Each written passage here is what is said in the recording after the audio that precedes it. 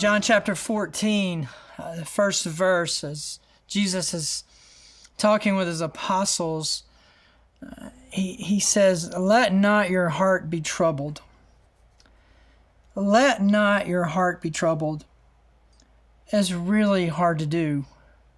Our heart, our soul can be troubled by so many things. One of the things that makes it very easy for our soul, for our heart to be troubled is the circumstances around us. And we look at the confusion around us. We look at the uncertainty around us. We look at those kinds of things, and it can weigh heavy on us. And Jesus told his apostles, "Let not your heart be troubled." Another thing that can cause our heart to be troubled is the behavior of people. Have you ever noticed that? How your heart can be troubled by the behavior of people?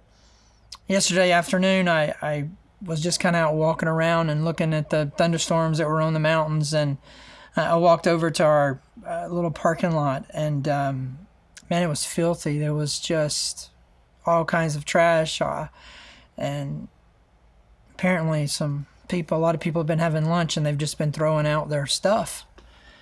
And so I went back over and got a trash bag, and I went and spent about 15, 20 minutes and picked up all the trash. Don't worry, I wore gloves.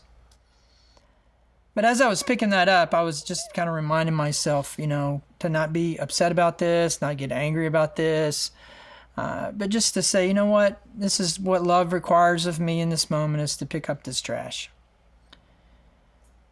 If we're not careful, we'll let other people's behavior trouble our hearts. So there's circumstances, there's other people, but then there's another one that's really big that will trouble our hearts, and that is our own behavior. The things that we do, the things that we don't do, the way that we treat people, the way that we don't treat people, our failures.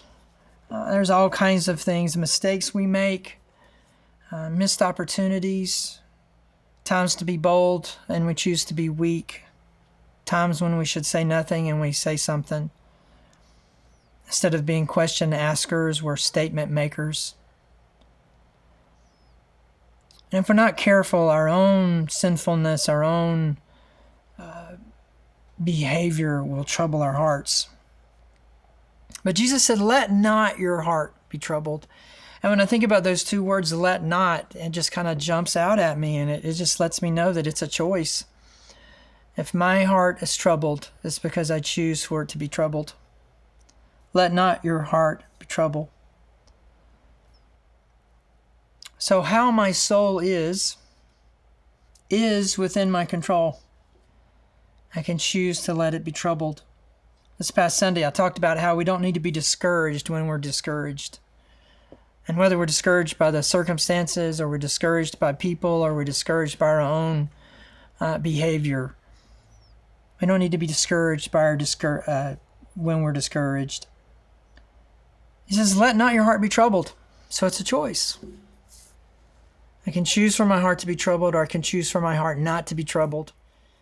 He goes on to say, to finish out that verse, he says, "Trust in God and trust also in me."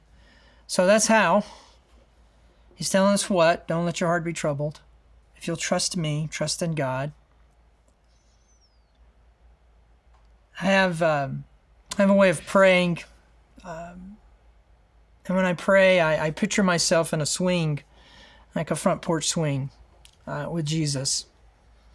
And we have conversations. And this morning I was in line at Starbucks.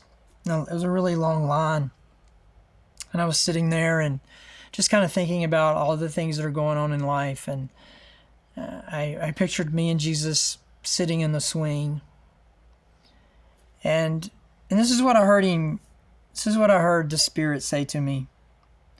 It says, "You don't know how good you have it. You don't know how good you have it." It's so easy to feel sorry for ourselves. It's so easy to get caught up in stuff and not realize how good we have it.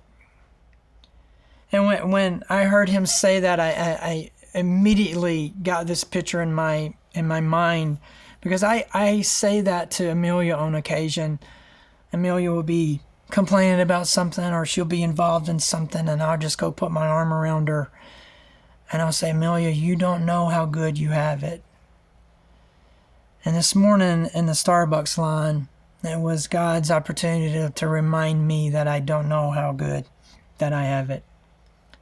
Regardless of the circumstances, regardless of other people's behavior, regardless of my own failures, Jesus loves me. Regardless of your failures, regardless of your circumstances, regardless of what life is happening to you, Jesus loves you. And He's calling for us to trust Him. So on this Tuesday, when we ask, what about Tuesday? Let's choose for our hearts not to be troubled. And may I, on this April 21st, 2020, wish my father a happy 80th birthday. We'll talk to you soon.